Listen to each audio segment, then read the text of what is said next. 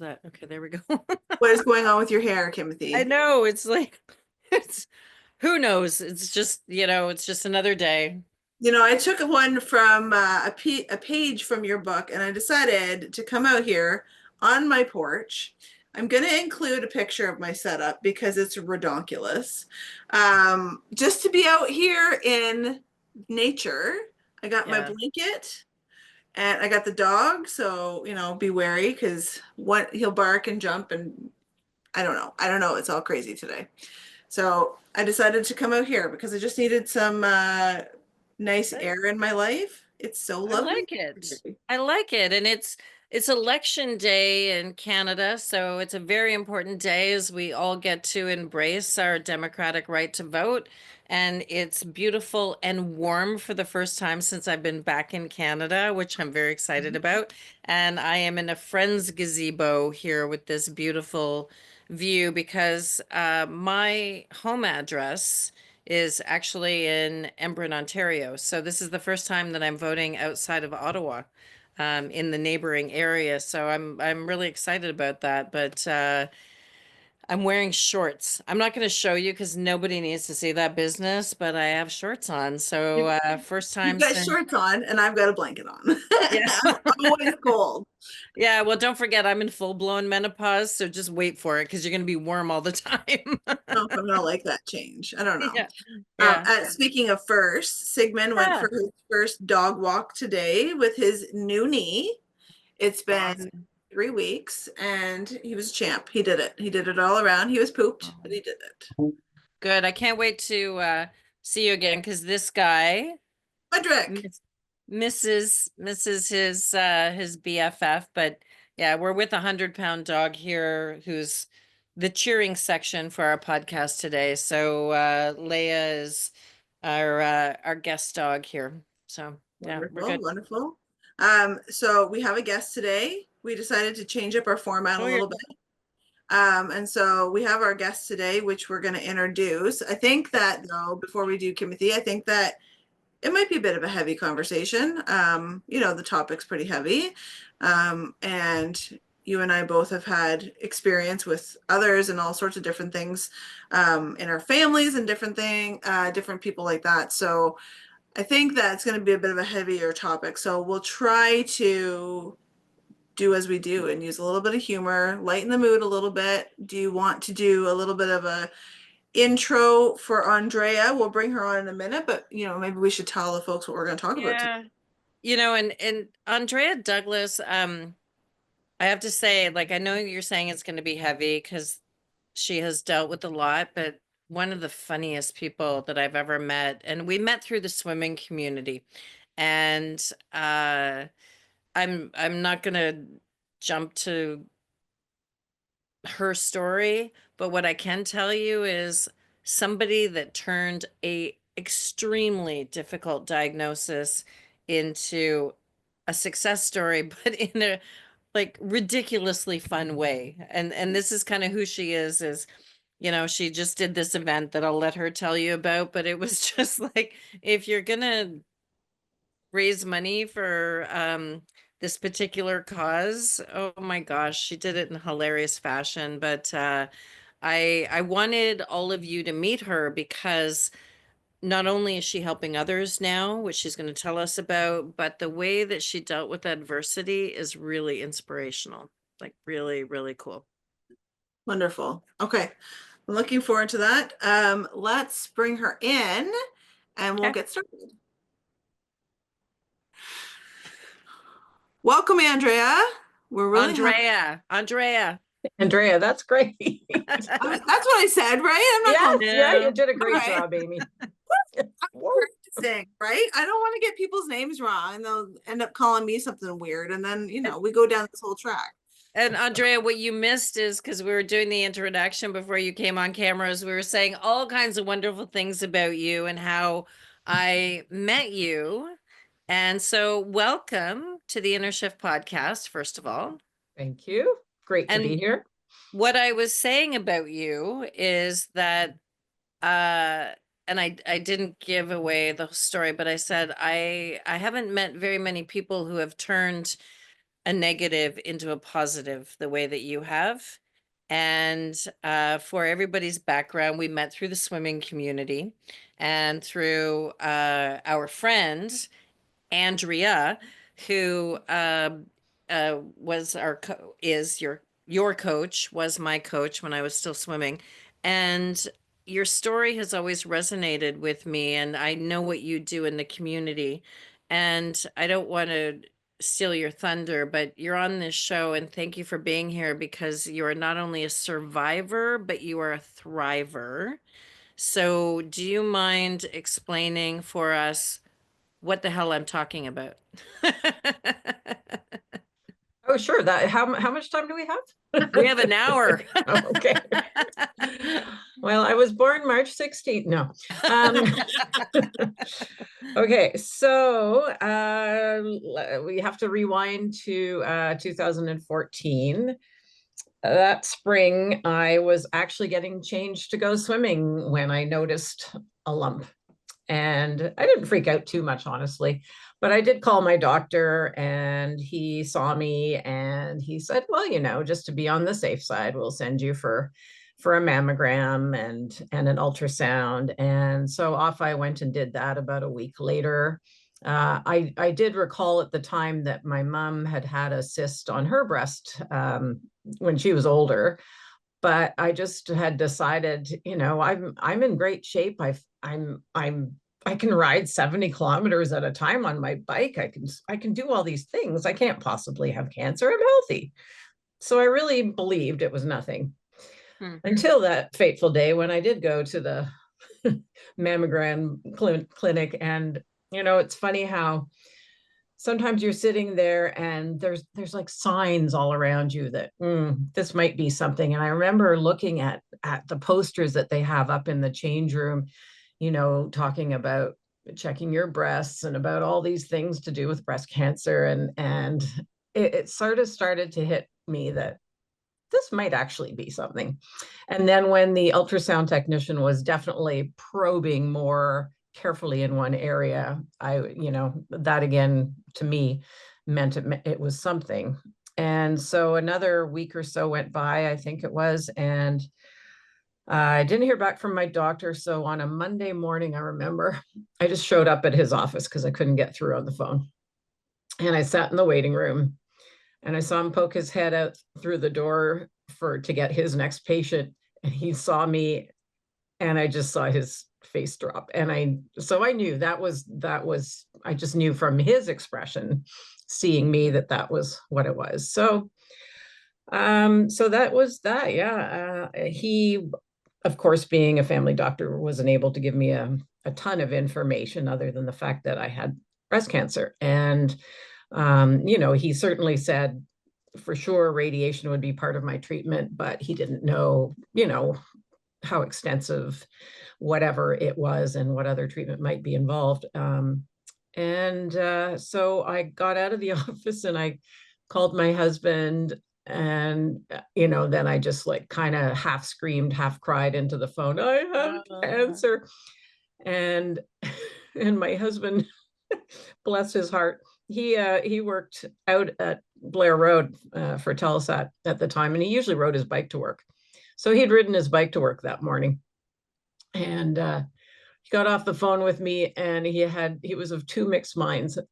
Okay, clearly, I need to come home right away, but clearly, for me, the best thing would be to ride my bike and deal with this information I've just received. But he did go with plan A and he called a cab. So that was the beginning of everything. My daughters were, how old were they? 16 and 19 at the time, I guess. And the younger one basically erupted into this heart-wrenching scream / cry of, I can't lose you. And my other daughter just quietly went about straightening the house. It was quite interesting how they both reacted differently. And my husband, I have to say, was an absolute rock. And he was by my side every step of the way, and always upbeat, and always, always everything that I needed him to be. But I think part of my story is not so much about the cancer diagnosis itself. It's rather the story about my journey and what helped me on that journey. So just yeah. So I've shared with Amy how you turned this into a right. positive, but can Yeah. I just ask before we get to the positive? Oh, okay. I'm all emotional, I honestly, because see that. I just got my Ontario screening letter saying that I'm due. And as you know, for most women, this is like, what if, what if, what if. But before we get to how you turn this into a positive, um, can you just tell us, like, were you surgical? Like, Yep. what did you do to kill this thing? Yes. So Monday was when it all began, right? And I was told I had invasive ductal carcinoma. Now, breast cancer is a word, a phrase. Invasive ductal carcinoma to me meant something completely different. To me, it meant invasive. It meant, oh my God, it's all over my body. Like, it's a horrible way of describing breast cancer. That wasn't the case, however, Okay. thankfully. But I basically spent a week trying not to do the whole Dr. Google thing because you can, of course, go down many slippery slopes if you do that. So that, I'd say, of my entire, journey, that week was possibly the toughest, because you know that you've cancer, but you don't really know what that means for you and what is going to happen. So on that Friday, so 5 days later, we met with Dr. Angel Arnaud, who was my surgeon. And Oh, Dr. Arnaud. yeah, yeah. Very good doctor. Yeah. Sadly, she's left for BC. We don't have her anymore. But yeah, she was the best at the time. And she sat me down and she explained that it was relatively early stage. My tumor was 2.5 centimeters in diameter. She explained that, it could be removed, and that a lumpectomy, which is just removing a part of the breast that where the cancer is, plus radiation, would have the same outcome as mastectomy. So, but just one other funny, there's always little funny blips along the way. And when she sat me down, she sent me into the room to examine me, and I took my clothes off. Of course, my husband was with me and the nurse. And Dr. Arnaud came in and she walked in and she went, "Oh, we might have a problem." And I said, what's the problem? "Well, you're kind of small. I might leave a dent." And my husband, without skipping a beat, said, "Have you seen our cars? We don't care about dents." It was just, and the whole room cracked up. And it was just such a moment of relief. And I mean, knowing now what I didn't know then, someone told me tomorrow I had to lose a breast, I'd be fine with it. But at the time, it seemed like a lot to take in all at once. So it seemed like a very big relief not to have to lose my breast. So my husband and I got home from that appointment. It was late on a Friday afternoon. We said to the girls, "Pack up, we're going to the cottage." And, we had a little mini celebration. It was sort of the first time where I knew what I was going to be anticipating. The doctor said, "It's early stage, it's treatable, you'll be fine." I mean, not that a doctor can ever make that guarantee. Anyway, so a few weeks later, it was July, I had the surgery, and then they send the the pathology, or they send the stuff off to do pathology.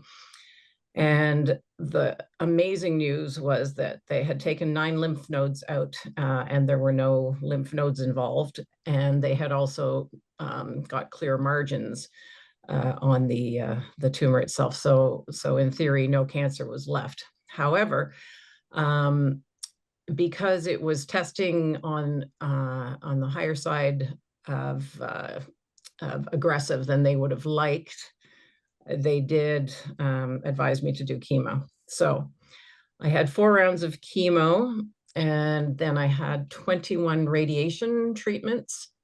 And that put me into December 18th was my last day of what they call active treatment. And then after that, in January, I started the hormone blocking therapy pills, which is pretty common if you have an estrogen based breast cancer. And that went on for about 6 years. So yeah, it's yeah. And anywhere between 5 and 10 is sort of common. So Wow. yeah, it's the gift that keeps on giving. I Yeah. gotta tell you, like, thank you for sharing. And just a tidbit about me as well is that when you say estrogen based, right, it's estrogen dominance that would cause that, which is something that I am struggling with as well. And I'm waiting for a different, we're waiting for a different body part to see if there's cancer, if it needs to be treated or whatnot. And separately, we now are able to get mammograms younger as of 40, right? And Right. so I encourage everybody to do that as well. And I'm Absolutely. in the process of making an appointment too, but that, at the first of your story, when you're talking about just kind of waiting, I have got this, like, as you did, right? This doctor that's just looking at me with horror in their eyes. And part of me is like, why didn't we talk about this more before the horror set in?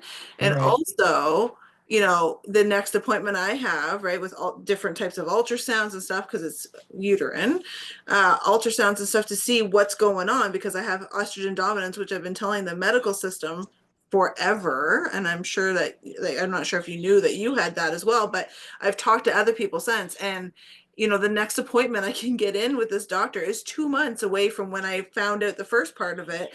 And the medical system is so challenging because they tell you something and they're like, okay, go continue off your you life. go. Yeah. Continue on with your life for the next, couple of months, and we'll see you then, and we'll figure out then. And meanwhile, you're like, oh my God, what is happening? I know. Well, and I mean, looking back on it, I was really lucky back in 2014 because my surgery, like once everything was determined, the surgery came in maybe a few weeks, but I mean, I meet women all the time who wait months for the mammogram or the ultrasound, or many more months than for the surgery. It's just a horrible waiting game. And yeah, and it's certainly become, I mean, during COVID, of course, everything got messed up, everything got backed up. And then I don't know how many years they kept blaming COVID on the backup still. Like, oh, we're still catching up. Okay, now, it's been 4 years. Maybe we could be caught up now. Maybe we could get this thing figured out. Well, Oh, frustrating. the added part too is like the frustration with waiting as a patient, Yeah. but also this shit spreads. Like, so however long you're waiting, who knows? Like, Exactly. it could have been yours or anybody else's, right? Like, whatever I'm dealing with, whatever. It could have been really small if the medical system would have listened to us or taken it a little bit quicker or like more serious, I feel. Yeah. And then, like, who knows what we're dealing with by the time we actually see a doctor. Yeah, absolutely. It's terrifying. It is So terrifying. Andrea, Yeah. I this is the way that Amy and I roll. I did not know that she was, I didn't know what I was didn't know happening, either. but I didn't know I was about to say that on our podcast. I don't know. I did not know she was about to share something that we've talked about privately. And so I think this is a good time to talk about what you decided to do once you were through the system, is to help other women. And Amy, we need to talk about you dropping bombshells, because like I was already a freaking mess about like all this Yeah, now it's even stuff. worse. And now I'm a complete mess. But Andrea, one of the things that we'll talk about your fundraiser that you just had recently shortly, but one of the things that you decided was to help other women navigate this shit, right? Like, Yeah. like you go into it, and it is I've been in the medical system for other reasons to do with a car accident, but then you go into the medical system for something that is so intensely personal. And like, what has been your role? I know a bit about it, but if you can explain it, what you chose to do. Okay, so I have to back up again to during my cancer treatment. At the hospital, I was offered a support group, a 6-week support group meeting, a series of meetings. And at first, I thought, I don't need a support group. I mean, my husband's supportive. My kids, well, one of the kids was great. The I had so many friends smothering me with, food deliveries or, whatever else they could help with anything. I felt pretty well taken care of, but I signed up anyway, because what the heck, I sign up for things. So I went to that first support group meeting, and it was like, I found the thing that I didn't know that I was looking for. Oh, So I met a number of women, but 7 of whom have remained close since that time.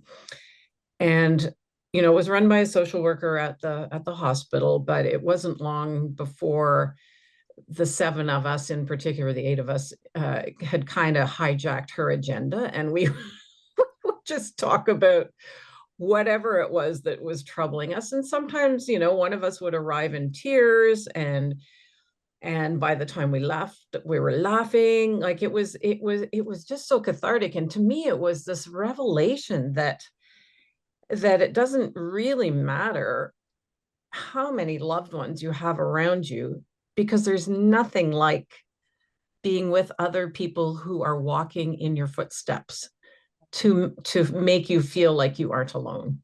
I And get that. I wasn't alone, but these It's a women shared made me, experience. yeah, it's a shared experience, and it's worth so much. So by the time, like a year had rolled around, or however long, I don't even remember how long it was, I realized that there was a support group for breast cancer out in Canada somewhere at some community center, and there was one in Arnprior, but there was nothing sort of in central Ottawa, and I thought, there's something missing here. So I set out to, start a support group meeting myself. And at the time, I was connected with Breast Cancer Action, which is a volunteer group in Ottawa that I'm no longer affiliated with, but that's another story. But anyway, at the time, I started running my support group meetings with them. And then I also took over a one-on-one peer support group or peer support help system, I guess you'd call it, whereby if someone called and said, I'm 42 and I've just been diagnosed with breast cancer and I've got 2 young kids and blah, blah, blah, and this is the kind of cancer I have, I would typically be able to match them up with someone in a similar age range, similar situation, similar diagnosis, so that the 2 of them could, go offline and talk. And so many people have become friends through that little system over the years. And then, the other thing that I obviously began to notice over time too was that some of these women were presenting at much younger ages. And the youngest one that I had met at that point in time, which was about 5 years ago, I want to say, she was 28 at the time. And same age as, maybe 4 years ago, she was the same age as my daughter. So that one really cut me to the quick, and I just was devastated for her. But she, a couple of birthdays ago, she wrote me this lovely card where she said, I don't know how I would have gotten through this journey without you. And she and a few of the other young women started their own Facebook group for the younger breast cancer survivors in Ottawa, and they call themselves the Breasties Who Brunch, which is really cute. That's And she said to me, we wouldn't be here if it weren't for you. So I really feel that I helped create something that's going to continue to help others. And just actually this winter, a few others of us started an Ottawa breast cancer support group online on Facebook too, because there was an Ontario group, but not an Ottawa one. So it's just, it's just trying to get the word out that you don't need to be alone, because I feel that while we have a great hospital, and I can't say enough good except for some of the wait times, the Ottawa hospital is great, but they sure fall down on supporting you as a person. You're a patient, and that's not good enough, because a patient is also a person, and everyone needs that mental health support that isn't readily available. And we don't all have a crap ton of money to put towards counseling services, for example. And maybe that's not even what we really need. I think what we need to find is that common shared experience that so many of us are on. And it's not like it's difficult to find a woman who's had breast cancer. 1 in 8. So yeah. That's why Yeah. I'm hoping not to have to enter that group. I'm Yes. hoping that, but for me, as a very introverted person, I'm Mhm. sure that lots of women are out there with, whichever forms of cancer, to be honest, Yeah, of course. that, it's something that I talk to my caregivers about all the time as well, because I work with seniors and caregivers caring for them, is that you don't have to be alone. And I think that now that, I might be facing something like that, I wouldn't have reached out for support in that way, because I'm so introverted, and Mm. like, I'm not much for, I don't look at sharing things as like sharing dirty laundry or anything. I mean, I just drop this bomb on Kimothy, right? Like Kimothy knows what's happening in my background as well, but like it's not something I would just put out there, right? Yeah. But I'm transparent enough to be able to have a conversation about it, but not to like go and talk about how to get some support, right? Because to your point, people that are in the same ballpark, people that have had those experiences. Kimothy and I have shared different experiences than cancer, and that's Mhm. we have kind of aligned with each other as well, because as we've said on other podcasts and in personal, unless people really understand what you're dealing with my people too, caregivers, anybody in the same things, Yeah. you really understand what you're dealing with, you can be supportive, you can have intent to be supportive, Yeah. but it's not the same support. Yeah. And I think, it's interesting that you mentioned that you're introverted, because I think one of the greatest disservices we can do to ourselves when we are struggling is to hold it in, and not to share.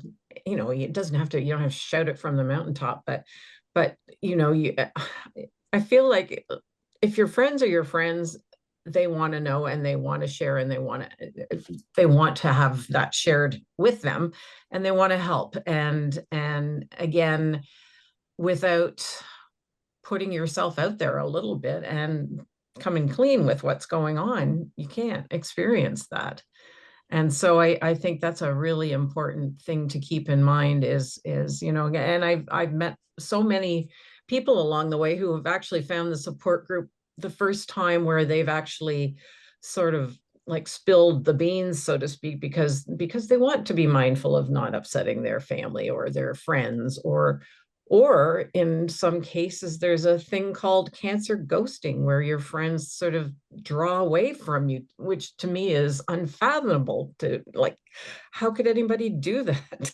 And so yeah, it's a combination of things. And yeah, I'm not an introvert, clearly. but Well, and but I don't think you need to be an extrovert to be able to take advantage of this kind of a thing. I think people ghost probably because they don't have the capacity to be there in whatever way they think they have to be there for their person, right? And so obviously I didn't expect to be telling you guys like I'm waiting for a diagnosis to see if I have something. And I think that it's also a spot where support's needed, because that shit weighs on your mind, right? Like it's like Oh I yeah. a month and a half just kind of hanging out, and my spidey sense says there's something happening, Mm, but you're just like yeah. sitting with your own spidey sense, and Spidey senses are, yeah, they're nasty. right. Hmm. And not to Yeah. mention, like you said, with the look on the doctor's face, you're just like, you Mhm. put two and two together. Why are you making me wait 2 months to figure this out? Mm. So like I, until this minute, haven't actually said anything to very many people. And I think that that is not cool. I think that for mental health purposes, that's why I've said something now, because I think that lots of us are just waiting in the wing, waiting to find out if we're going to Yeah, have to go through a process similar to what you've dealt with. And I sure. think that that doesn't help anybody's mental health. But then on the other side of that, people don't know how to deal with that either, because they don't, they'll ask you how you're doing, how are you fine, how are things going, and it's like, what am I supposed to tell them, right? It's like, Yeah, fine, but like it's a cop out. it What is. what I think is amazing, like, oh my God, you guys are killing me. I'm a mess today. You're Because welcome. Maybe I it's allergies. I see you're sitting, outside with a yeah, breeze. no, it's not allergies. I do have allergies, but it's not that reason. But there's two things that each of you said that resonates with me, is that Andrea was talking about finding your people, and then Amy, you touched on something that I realized happened to me after the car accident, is sometimes you need some new people. And you have to go find the people who understand the path you're walking, and you might not be bringing some of the ones that have been with you for a long time along because they don't get it. They haven't been on the same path, and that's okay. And Yeah. that's okay. And um Andrea, I'm going to get you to comment on that, but then also you turned this into a positive, and we haven't talked about that yet, but you took this finding your people, and then you found a whole lot of people. So we'll Yep. talk about that. So first of all, finding your people is sometimes um like on this 30,000 kilometer drive I did, I found Yeah. some Yeah. people who I hardly knew who got it. Right. Yeah. And you And never know where that person who yeah, gets it is going to crop up. It could be someone standing behind you in the lineup at the grocery store. You just don't know. I know. That's yeah. why I think you always have to be open to new experiences and new people, and which is certainly what you've been doing. Um, I've met a wow. few. I've Wow. met a I, few. I would Uh, love to hear more details about that. yeah. But the other Let thing is, me interview you for my podcast. Oh wait, no, sure, I we don't can have do one. that. If you want to sleep in your car and drive across a continent, okay.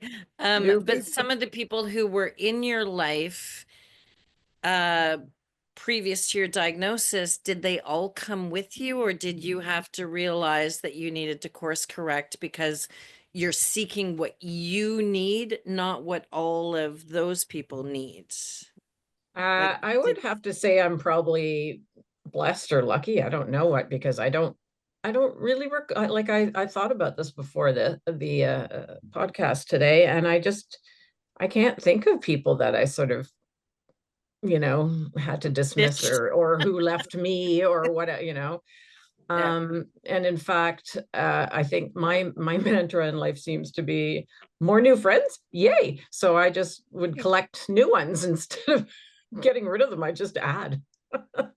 Yeah, no, I think that's a great thing. I mean, when my dad was in palliative care, uh that's the first time I noticed that some people are just uncomfortable with difficulties. Mm. And so, and so you turn this into a very fun event that I have been at, and you just had it. Can you tell us about that? Because we have a shared friend who was an Olympian who's on another podcast with us about mental health and being a champion or going to the Olympics.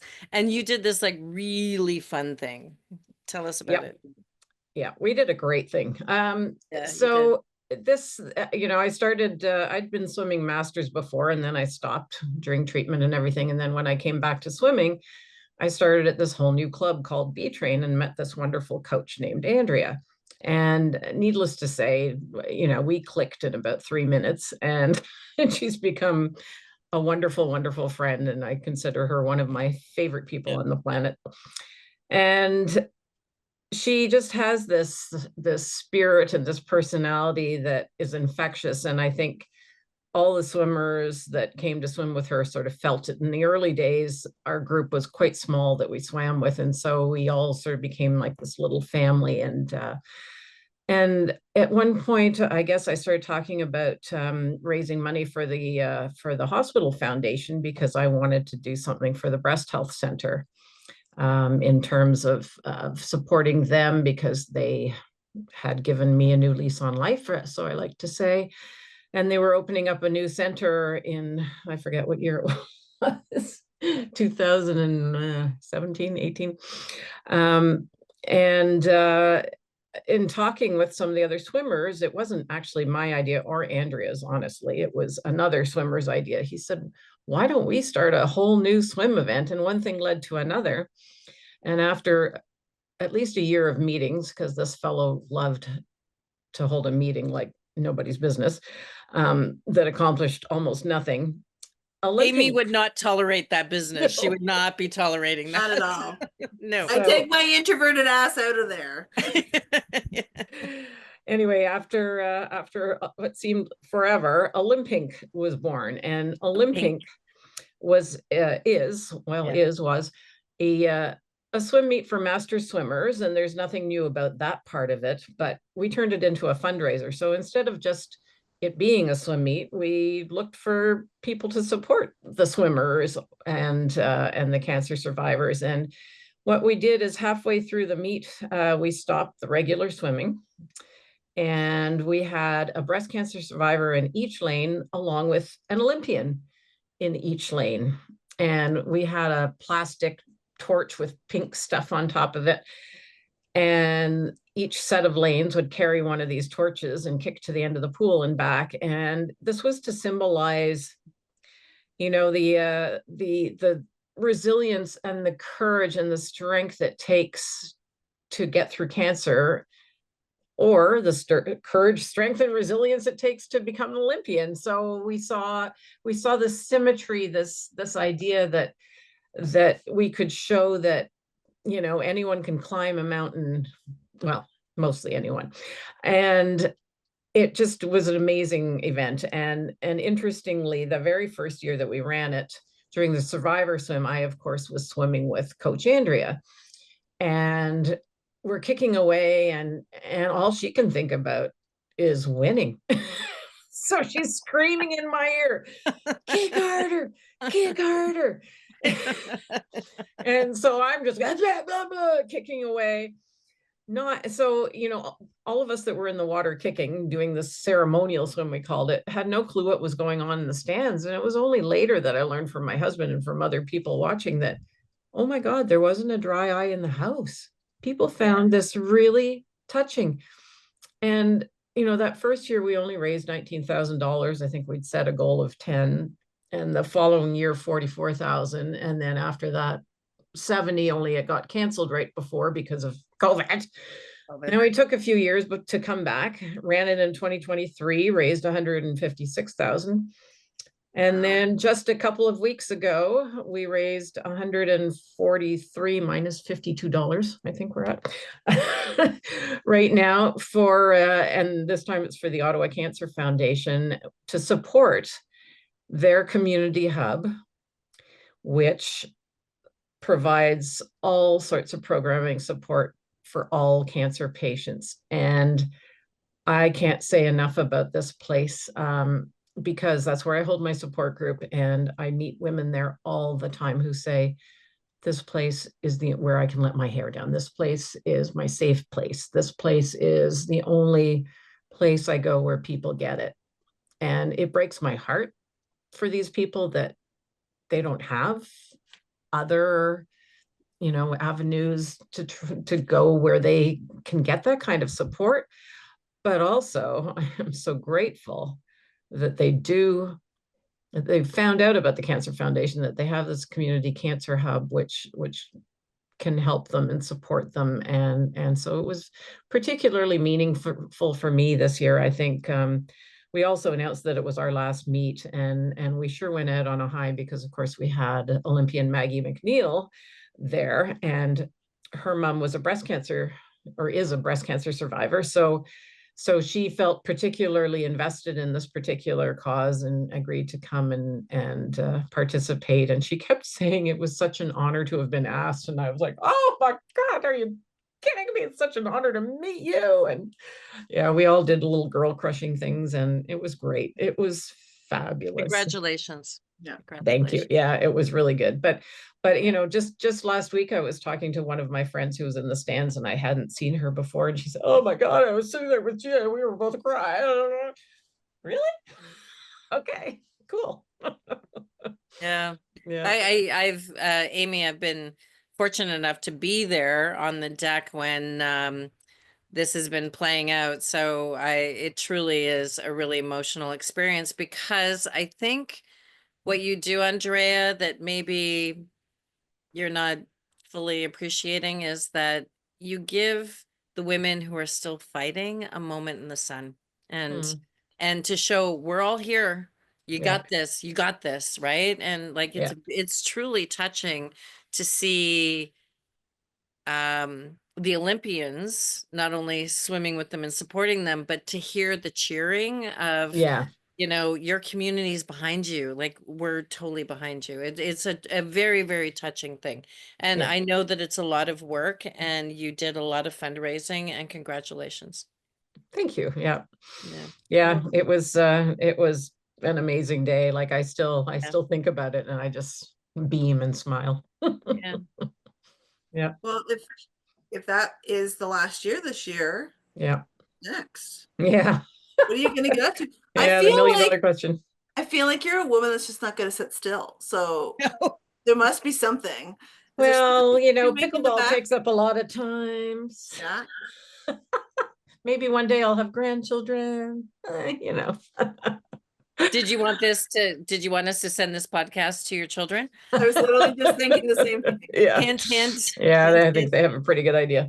Yeah, but what about self-care for you? I mean, you do a lot of caring for other people. What about self-care? Well, Was that so here's the thing. So many people have said to me over the years, oh, like you're, you know, whether I tell my story for a magazine or the news or whatever, oh, you're so selfless, you're so brave. Or when I run the support group again, you like, you know, again, the selfless thing. And I go, actually, no, it's actually coming from a very selfish place in me, because it is, because me helping them helps me. That's how I healed. I did not heal thyself. I have been healed by helping other. Every time that's I help magic? one other person, it boosts me. And I've helped a lot of people. So Yeah. yeah. I'd be cautious to say that's selfish though, because Well, I still feel like I still feel like it's self-care. I feel like, I mean, you're putting out to the world, you're putting out that help, right? And you're fortunate that what you receive back by being able to do that boosts you. And I think that mhm, that's valuable, and I don't think that's selfish. I mean, I look at it in my line of work adjacent, right? And I put out things to help caregivers, and when the caregivers come back and say, I don't know what I would have done without you, yeah, yeah, that gives me a boost, and I don't feel of like it's course. selfish. I feel like we all have purpose, and our purposes are ricocheting back to us. Yeah. Yeah, no, it for sure. And you know, I used to find a lot of purpose in stuff when, like when my kids were growing up, I ran every school council that there was. I volunteered the heck out of every swim meet that they were, you know, I my life revolved around them so much. And it was interesting that this whole cancer diagnosis came just as, you know, my youngest was about to leave after grade 12, and the other one was already gone to school. So it was it's almost like cancer gave me a new purpose, but it It truly forms you did. though, like it's another chapter in your life. I feel like you're putting your extroversion to good work. Yeah. But Oh, for sure. Yeah. this is a question for both of you though, is that and I don't know this to be like factual. I've read a few articles about it, but isn't it true that there are higher success rates for people who have community and who have support, but also the people who give back? Like, I feel like I know that through reading reports, but I'm not sure if that's true. Hmm. I feel like a sense of community. I can't speak generally for cancer and things like that, but I think I'm a sense of community does heal like does do some healing for mental health. That, like, I mean, I've read similar things too, Kim, that that community connection piece, it doesn't matter if it's 1 or 100 people. yeah. I prefer to stick on the one side myself, but it's supposed to be helpful for mental health, which helps Which other. in turn, yeah. Yeah. Yeah, because your mental health obviously has an impact on your physical health as well, and we all know that. Absolutely. Yeah. Yeah. Right. So So Andrea, the mental health piece, when you're doing these groups, how strong is the mental health? Because we're supposed to be talking about mental health on this show, apparently. But how important is that to the, I don't want to say the fight against cancer, because I know some people find that, don't like the word fight. Yeah. yeah, no, you're Yeah. not fighting cancer. You're, what is the verb that you would like? You're Ooh. dealing with, Yeah, Working through.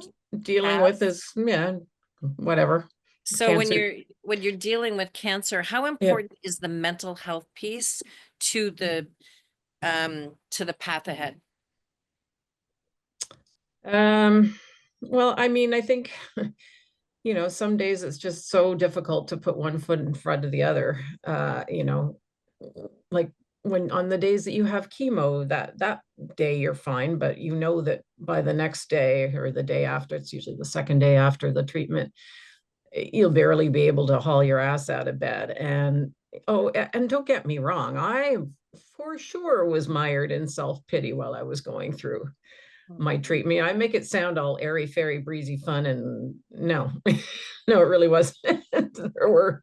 There were definitely days when I cried and when I just felt like I couldn't go on, but I that's overstating things. But I think knowing that I had the support around me allowed me to, like take a moment and cry. I always say to people, like, don't Breathe. feel that you're being weak by crying. It's an outlet. You have to cry. You have to let your emotions out, because if you're not crying, then something's wrong with you, because this is a pretty scary thing, and it's pretty devastating to know that you have cancer.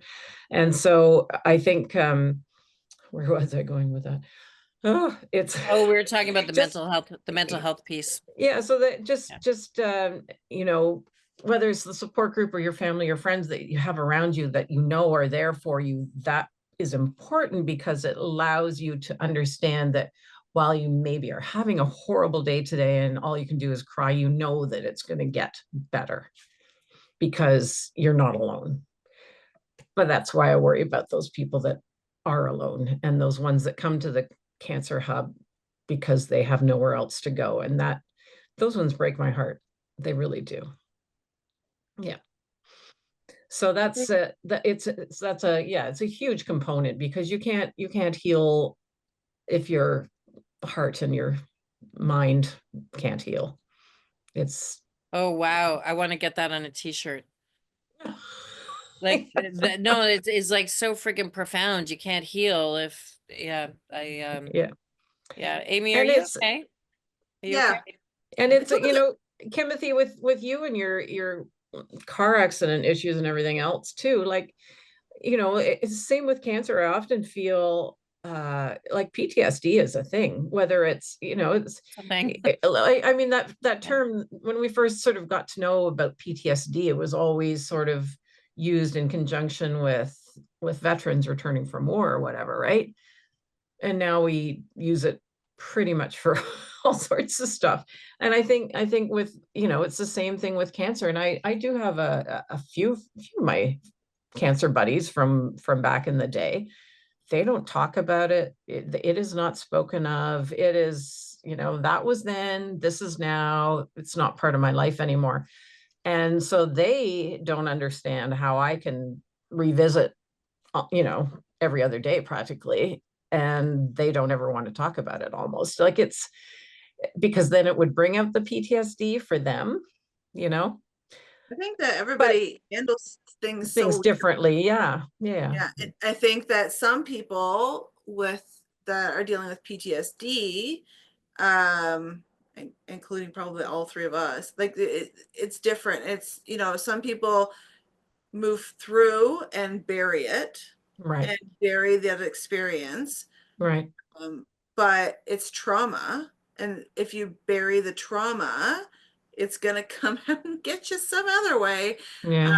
I speak from experience. So, if you do the work to get through and deal with it as best as you can and incorporate it in you as a person, because whether people want to admit it or not, it changes you. Whatever is causing your PTSD, Hmm. whether it's cancer, whether it's other traumas or whatever that is, it changes you as a human. And I think back to our point about people dropping off as friends and whatnot, you change as a person, you morph into somebody else. And sometimes that doesn't align with other people and they drop off, what Kimothy was saying, and you form new relationships because it's just a piece of you. And so some people choose to deal with it and go full throttle like you are into different things that give you back some of that, Hmm.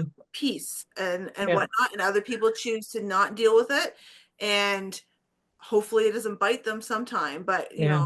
trauma likes to boomerang, right? So Right. Right. there's another shirt, right, Kimothy? Trauma likes to Yes, boomerang. The that is a good boomerang, one. man. I like that. And Yeah. Andrea, thank you for saying that, because just yesterday I went back to the accident site. And Oh. Oh. yeah, I'm in a certain part of Ottawa because it's voting day and this is where I vote. And I Uh, happen to be near the site, and we're coming up to the third anniversary. And I I've said this to, my therapist, I've said this to doctors and stuff, is that the very last thought I had when she hit me was, who's going to tell my daughter I'm dead? And Amy and I have talked about this at length, is that when you have shit happen to you, and in my case, I've had a pretty lovely, other than some other bad stuff that's happened, but a pretty lovely existence. And then all of a sudden you're stopped on a dime, a fucking dime. And when you get a right. cancer diagnosis, that's exactly what happens, is everything stops Everything stops. at that Absolutely. moment. Yeah. Yeah. Yeah. Yeah. And so how are you feeling now? Great. Good. It's funny because I mean, obviously, whenever you run into a friend, you say, "Hey, how are you?" But there, I can count on one hand probably the number of people who it's different when I see them. Oh, how are Oh, you?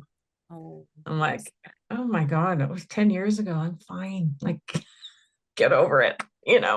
I don't dwell on it. You don't need to dwell on it. But No, how but a is you? question, because I do know women who've had breast cancer and they wait for the other shoe to drop of it coming back. Sure. What Yeah. what goes on in your mental health that Yeah. And that's a comes good back? question because that comes up in our support group all the time. Okay. And do I think it might come back? Sure. On the other hand, if I hadn't had breast cancer yet, maybe I'd be concerned that I was going to get breast cancer.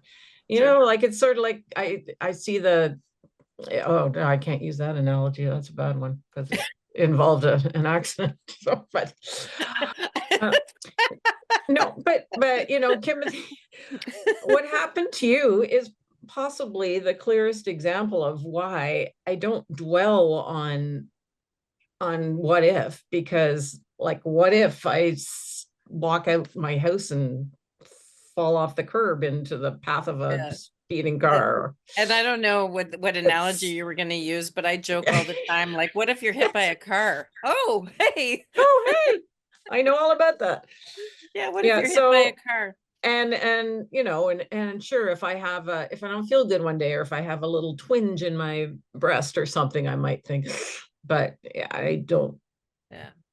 It's not how I can, I'm not going to live my life that way because I need to have fun and do things. There And are things. ski. There are things. And ski. You're a very And play big and skier. play pickleball. Because I have never played pickleball in my life. well, it's my new passion. So Okay, well, I would that's really the true reason behind ending Olympink is because I've found pickleball. No, I'm just kidding. I would like to come out and try pickleball. So I would like to do that with you. I would like to do Because that. who doesn't love smashing a ball really hard and pretending it's some dickhead's face? Don't get me going. Whatever. Do not get me going on that. I have a few on my list that I could like smack the ball around. That's for sure. Yeah. Anyway, yeah. Let's end on a happy note then. Okay. Yeah. I'll go smash someone's head and I'll we'll envision smashing somebody in the head with a pickleball. Yeah. Is it what a pickleball racket? I guess it would be. Racket? Is it a Paddle. racket? Paddle. It's Paddle? called a paddle, yeah. I'm not up to date with my pickleball terminology yet, but I will be. Andrea, thank you so much for coming on and sharing with us. We both really Thanks for having me. I'm hoping that it'll help some folks out there, even if they're local to Ottawa, know that Andrea is out there, Waiting for your call. she's waiting. I am waiting. I am. Yeah. Yeah. And I just want so thanks very much for coming on. And I want to remind everybody for watching us to like, subscribe, and get notified for YouTube. If you're watching us on YouTube, obviously we have lots of other people on our podcast, kind of wherever you can hear podcasts. So please give us a thumbs up there too. That would be helpful. And until next time on The Inner Shift, we'll see you next time. Thanks.